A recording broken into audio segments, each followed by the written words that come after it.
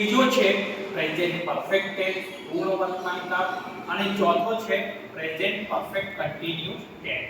હવે present perfect continuous tense જેને ગુજરાતીમાં આપણે ચાલુ પૂર્ણ વર્તમાનકાળ કહેતા હોઈએ છીએ. પ્રેઝન્ટ પરફેક્ટ કન્ટિન્યુઅસ ટેન્સમાં ફર્સ્ટ પર્સન આ એકવચન છે અને આ બહુવચન જેને સિંગ્યુલર અને પ્લુરલ કહેવાય.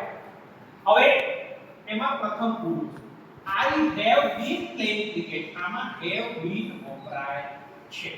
તો I have been playing cricket આ અનુભવ બતાવે છે. એનો મતલબ શું કે હું ક્રિકેટ રમતો આવું છું. We have been playing cricket. અમે ક્રિકેટ રમતા આવીએ છીએ. પછી છે second person You have been playing cricket. તમે ક્રિકેટ રમતા આવો છો. You have been playing cricket.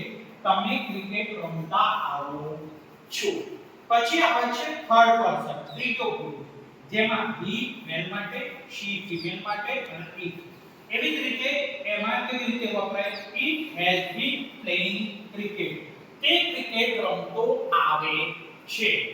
she has been playing cricket. તેની ક્રિકેટ રમતી આવે છે. it has been playing cricket. તે ક્રિકેટ રમતો આવે છે. they have been playing cricket. તેઓ ક્રિકેટ રમતા આવે છે.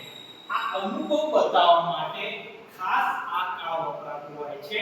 એમાં હેલ્પિંગ વર્બ સહાયક ક્રિયાપદ તરીકે have been વપરાતું હોય છે જેને પ્રેઝન્ટ પરફેક્ટ કન્ટિન્યુઅસ ટેન્સ જેને ચાલુ પૂર્ણ વર્તમાન કાળ કહેવાય છે. તો વર્તમાન કાળના વાક્યોના સરસ અહીંયા ઉદાહરણ છે. ખરેખર સ્પોકન અંગ્રેજી અને કાળ શીખવા માટે આ અગત્યના વાક્યો છે અને કાળ પ્રમાણે સમજી શકાય.